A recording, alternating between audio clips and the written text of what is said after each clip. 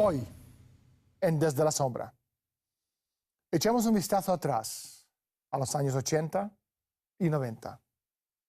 Imagínense el aeropuerto de San Salvador, o de Tegucigalpa, o de Quito. Un hombre, vestido en un traje gris de franela, sale del aeropuerto. Solo una pequeña maleta de mano. Nada de interés especial que le distinga de otros pasajeros. Nada que cause alarma. Pero su llegada significa la destrucción inminente de una compañía o de un sector nacional clave.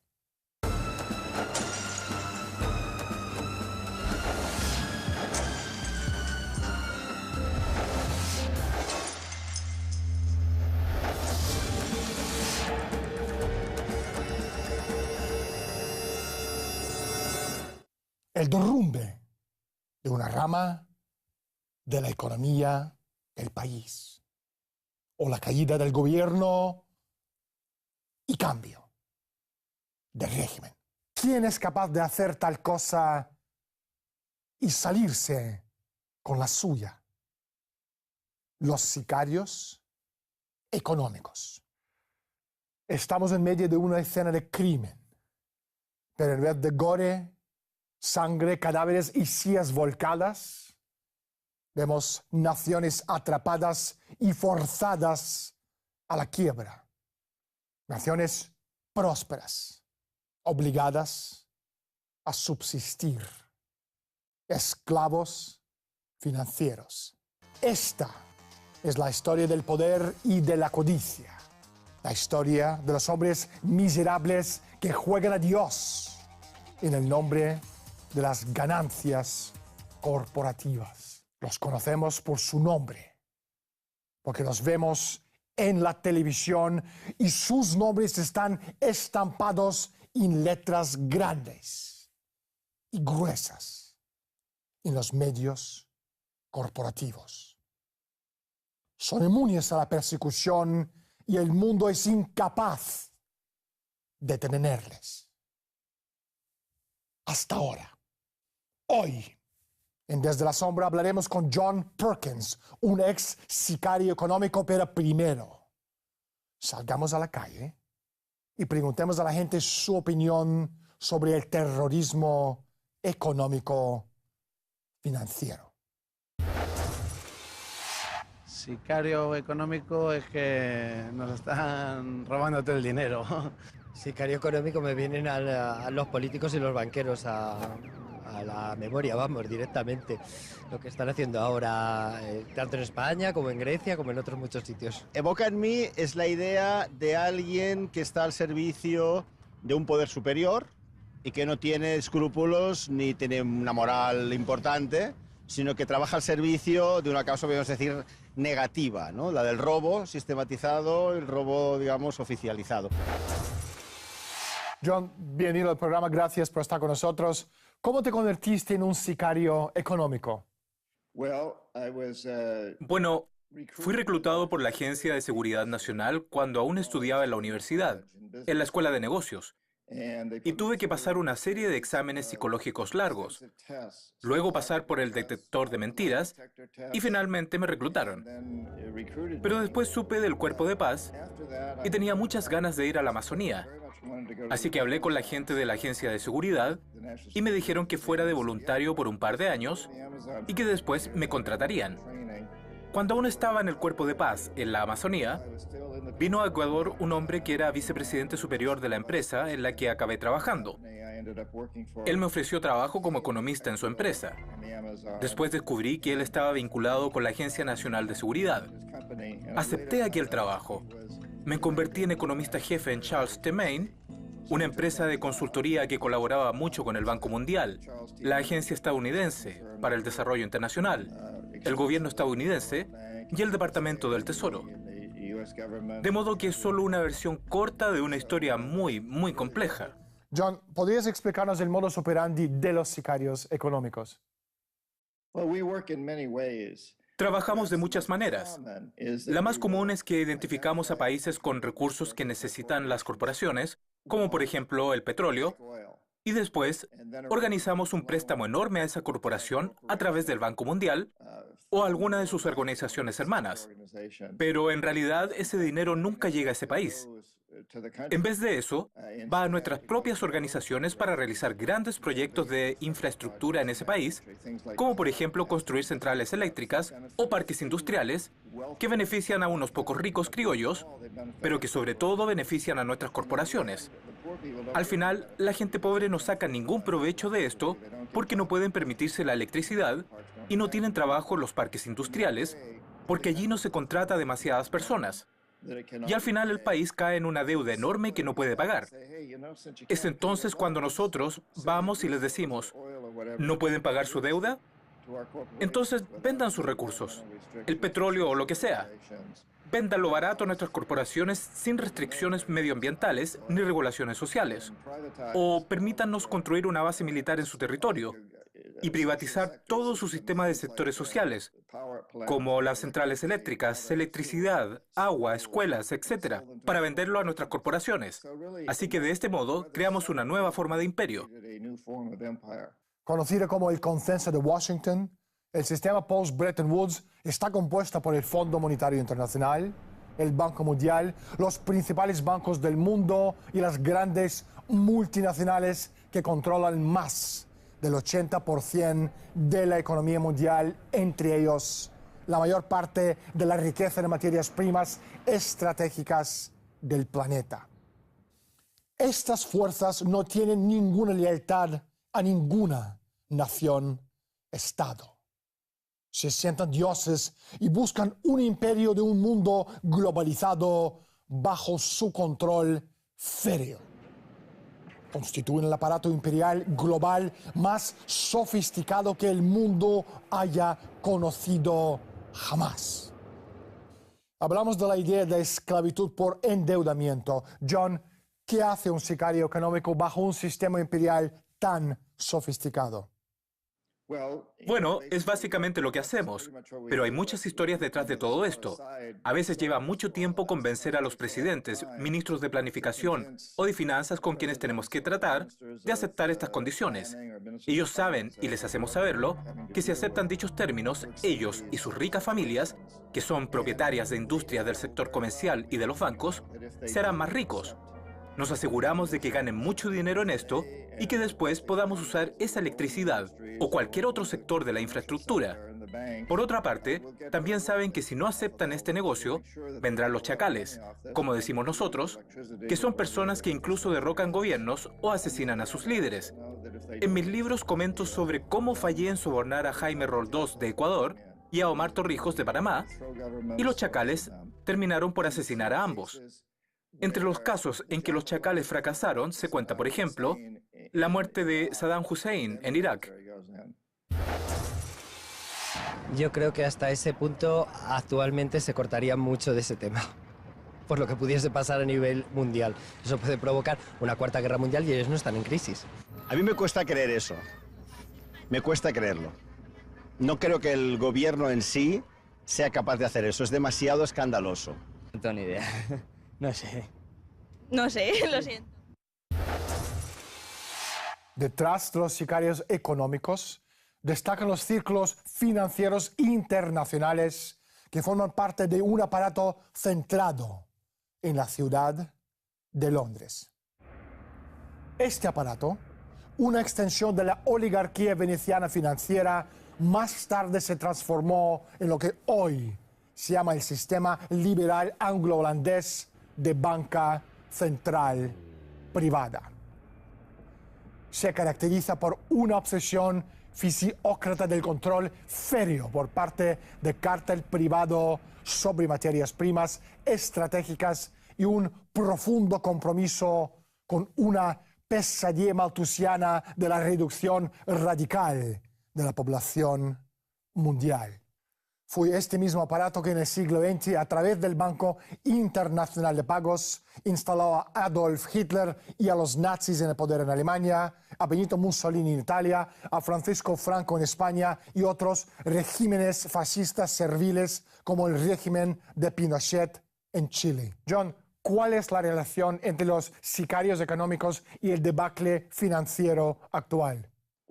Bien, los matones económicos crearon esta situación, la que resultó en este colapso. Es la primera vez en la historia que tenemos un imperio global, creado no por los ejércitos, sino por un sistema económico. Sobre todo los crearon esos matones de la economía.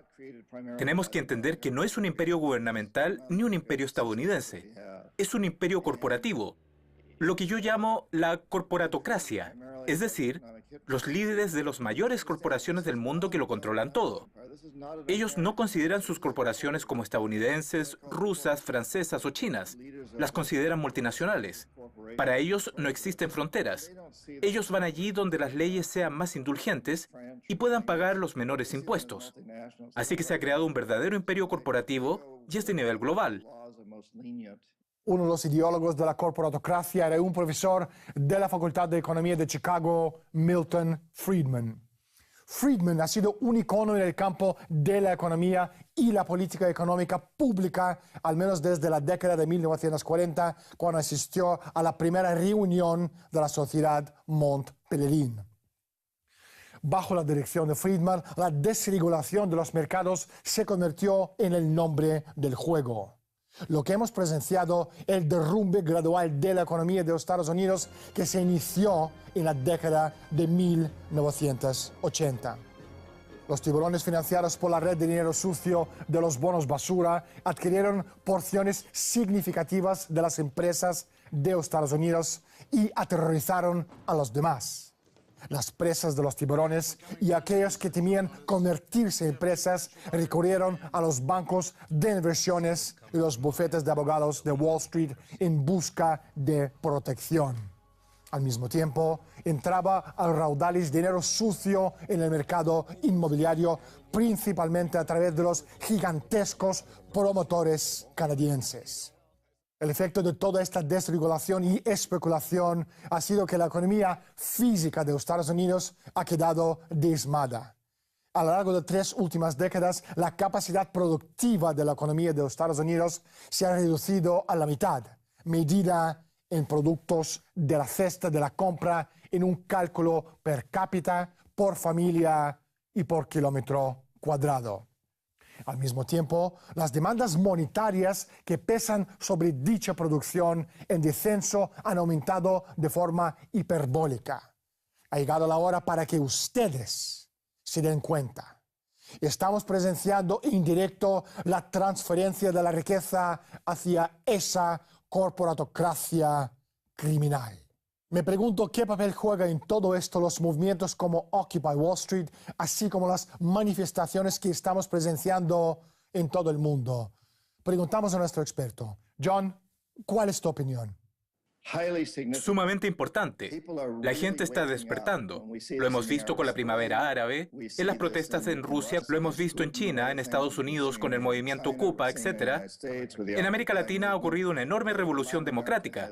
En 10 países se han elegido presidentes que se oponen a la corporatocracia de distintas maneras. La gente de todo el mundo está despertando. Y esto es muy importante. Pero nos queda mucho por hacer y tenemos que tomar más medidas. Sin embargo, la gente realmente se está dando cuenta de todo.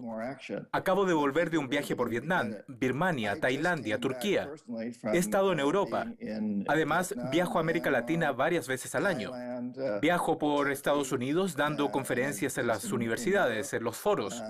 Y te puedo decir que la gente de todo el mundo nos está escuchando y están captando el mensaje. A cada una de mis conferencias vienen multitudes porque quieren oír más. Quieren entender mejor lo que pasa. Y es algo muy bueno, porque lo primero que tenemos que hacer para cambiar el sistema es entender el sistema mismo, entender que no funciona y que debemos cambiarlo. En su libro Hoodwinked, Los Engañados en español, John Perkins afirma que el presidente Zelaya de Honduras fue derrocado por un golpe militar que fue diseñado por un par de grandes empresas de Estados Unidos, Dole y Chiquita, y la CIA. John, ¿nos podrías dar más detalles de lo que tú estás hablando en tu libro? No hay dudas. Zelaya estaba buscando una nueva constitución para su país y eso iba a tener un impacto muy negativo en compañías como Dole, Chiquita y Russell Athletic, porque iba a insistir en la reforma agraria. Chiquita controlaban una enorme parte de las tierras agrarias. Eso iba a cambiar la constitución y también iba a aumentar los salarios significativamente, lo que iba a impactar en compañías como Russell Athletic y otras muchas empresas de material y ropa deportiva. Así que pusieron mucha presión para que no lo hiciera, para que sicarios de la economía trataran de convencer a Zelaya para que no lo hiciera. Pero ya estaba decidido. Estaba decidido y fue un golpe de Estado clásico. Fue el mismo golpe llevado a cabo en la década de 1950 contra el presidente Arbenz en Guatemala. Y ese golpe también fue ejercitado e instituido por la CIA en beneficio de compañías como Chiquita y Dole, que era Dole Food.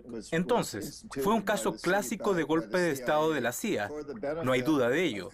Fue dirigido y planeado por el jefe de la Armada que había sido entrenado en la Escuela para las Américas, la escuela en la que el Pentágono y la CIA entrenan a la gente. No hay dudas. ¿Y qué ocurrió desde que Zelaya fue reemplazado? ¿Fue sustituido por un dictador brutal? El hambre es extrema. La violencia y el crimen han aumentado desde entonces. Apenas hay libertad de prensa y están reprimidos. Yo creo que fue todo pues esa política interna para ellos, por lo de ahí el petróleo, para llevarse el petróleo. Por motivos económicos, siempre para salir de una crisis, inventarse una guerra es lo mejor. No sé la razón, pero sí la razón por la que no. No fue ni por luchar contra el terrorismo, ni por buscar a Bin Laden, ni por nada parecido. La razón real profunda yo no la sé.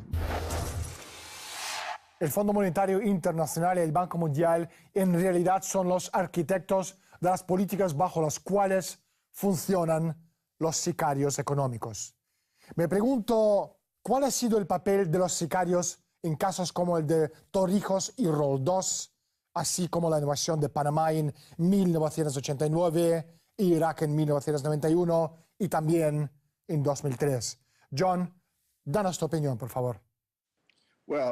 Bueno, hay varias cuestiones, pero en el caso de Roldós y Torrijos, no hay duda de ello. Yo fallé personalmente. No pude avisarles. No eran corruptos, tenían mucha integridad. No estaban vinculados con el sistema al que les tratábamos de vincular. Y ambos murieron en un accidente de avión, accidentes de aviones privados. Para mí no hay dudas de que fue la CIA, de que fueron algunos de sus operarios. Y en el caso de Noriega es algo bastante diferente. Para mí es un misterio exactamente por qué Estados Unidos destruyó una gran sección de la ciudad de Panamá y asesinó a algo más de 2.000 personas y quizás hasta 6.000 personas. Seguimos sin saber exactamente a cuántas personas mató Estados Unidos en su invasión de Panamá. Algo totalmente innecesario. Fue algo que todo el mundo condenó y no existía ninguna amenaza para Estados Unidos por parte de Panamá. Iban detrás de Noriega. ¿Por qué tuvieron que destruir una parte tan grande de la ciudad y matar a tantos civiles inocentes? Siempre ha sido una gran duda. La mejor respuesta que he oído, aunque no tengo pruebas de ello aún, pero lo que he oído es que Noriega había reunido muchas fotos y pruebas contra los políticos estadounidenses y empresarios, incluyendo probablemente al segundo presidente Bush. Su padre estaba en el poder entonces. Su padre dio la orden de invadir Panamá. Y existen numerosas pruebas y sugerencias de que le habían pillado en situaciones comprometidas. Había tomado drogas, practicado sexo, etc. en una isla llamada Cantadora de Panamá, y años después, incluyendo cuando yo estaba allí, había un paraíso donde podían ir empresarios y políticos y en donde había plenitud de drogas, mujeres, es decir, todo lo que quisieras. Era un paraíso donde no había cámaras ni información. Podíamos hacer lo que quisiéramos. Pero el rumor era que Noriega cambió eso con cámaras ocultas para usarlo como política de influencia con Estados Unidos, y los militares fueron y destruyeron esa sección de la ciudad, que incluía el edificio que albergaba los archivos donde se encontraban las fotografías con información disponible, y el edificio fue destruido. Fue totalmente demolido por los militares estadounidenses. Hablé con uno de los testigos que vio a los soldados estadounidenses que entraron para buscar entre los escombros. El área fue bombardeada y quemada. Comprobaron que todo había sido quemado y destruido. Así que creo que es algo que tiene bastante credibilidad, aunque no tengo pruebas de ello. En la actualidad está muy extendida por error la creencia de que continúa vigente la misión original del Fondo Monetario y del Banco Mundial. Dicha misión consistía en fomentar el desarrollo y aliviar la pobreza del tercer mundo, pero en la práctica estos organismos han incrementado la pobreza y la miseria de millones de personas con el plan de créditos denominado Programa de Ajuste Estructural, que logra aumentar la deuda, los intereses, el estancamiento y la inestabilidad de esos países. El resultado obvio de los créditos de ajuste estructurales del Fondo Monetario y del Banco Mundial es que el dinero prestado a los países pobres se emplea inmediatamente en pagar los intereses a las instituciones bancarias occidentales. Hoy en día, esto se hace a propósito, en tanto el Fondo Monetario como el Banco Mundial están sirviendo de agentes del nuevo sistema colonial. Ahora bien, los SAP conllevan la liberalización de las economías de África, lo cual quiere decir que se anima a las empresas extranjeras a que se apoderen de determinados sectores de la economía. Los países pobres del tercer mundo no tuvieron más remedio que acatar las dolorosas medidas que exigía el Banco Mundial, las cuales eran esenciales para el crecimiento sostenido y la estabilidad económica, la norma típica de la oligarquía de obtener beneficio comprando barato y vendiendo caro. John, ¿crees que existe tal cosa como el gobierno mundial o empresa mundial S.A.? Las grandes corporaciones viven en su propio mundo, no aceptan fronteras. No es lo mismo que un mundo de un solo país, pero para las compañías mundiales y multinacionales hay mucho de eso. Y es una conspiración y mucha de la corporatocracia. Los líderes de estas corporaciones se reúnen entre ellos y se conocen entre ellos. No tienen por qué reunirse y conspirar o hacer nada ilegal innecesariamente. Hacen las cosas legalmente a través de las corporaciones, pero hay que entender que es legal, porque son diferentes leyes para diferentes países.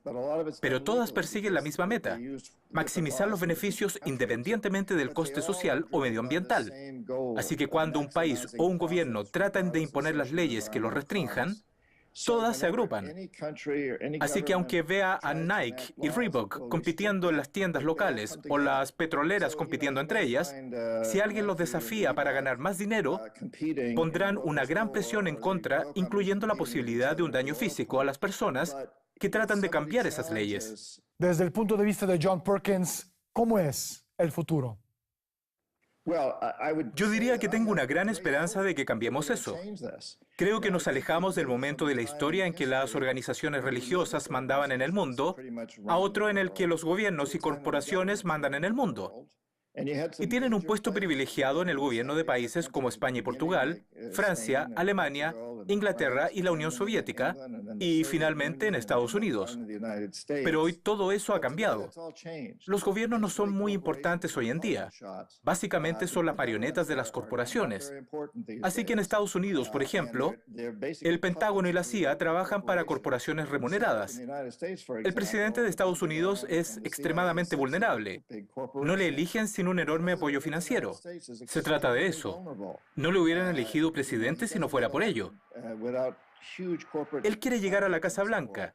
Tienen que sacar a toda la gente de esas corporaciones para que se encarguen de los distintos departamentos, y también se da cuenta de que no pueden ser derrocados. En Estados Unidos ya no hace falta matar a un presidente. En los tiempos de Kennedy sí, pero hoy se derroca a un presidente por un rumor sexual o un escándalo sobre drogas. Ni siquiera tiene por qué ser verdad. Obama es muy consciente de ello. Y las buenas noticias, por las que me mantengo muy optimista respecto a esto: las corporaciones dependen de nosotros, de las personas. Debemos reunirnos en grupos de consumidores. Las cosas que están ocurriendo ahora, como en las fábricas de Bangladesh, Las personas se dan cuenta de esto. Si nos unimos y hacemos saber a estas personas que solo vamos a comprar marcas que se dedican a hacer un mundo mejor para nosotros, nuestros hijos y nuestros nietos, las cosas cambiarán. Las corporaciones tendrán que reaccionar. Vemos cómo fracasan grandes empresas, cómo desaparecen en los últimos 3 años aquí en Estados Unidos. Enron, una empresa energética de gran capital, simplemente desapareció. Hemos visto cómo Anderson, una enorme empresa de contabilidad pública, dejaba de existir. Bear Stearns, Lehman Brothers, enormes empresas como Wall Street han dejado de existir porque actuaban de manera inmoral. Y creo que vamos a ver mucho más así en el futuro. Veremos empresas como Monsanto dejar de existir. Las cosas deben de cambiar. Debemos presionarles para que cambien. Debemos hacer que desaparezcan. Esas son las buenas noticias y creo que podemos hacerlo porque la gente está despertando. Como ya hemos dicho antes, la gente de todo el mundo realmente se está condicionando. La gente de todo el mundo realmente se está concienciando. Tenemos el poder y podemos cambiar este mundo. Debemos hacer un mundo en el que nuestros nietos digan gracias al cielo, porque esa gente tomó el control e hizo del mundo un lugar mejor. John, no hay tiempo para más. Muchísimas gracias por estar con nosotros. Mi más sincero agradecimiento por invitarme a tu programa.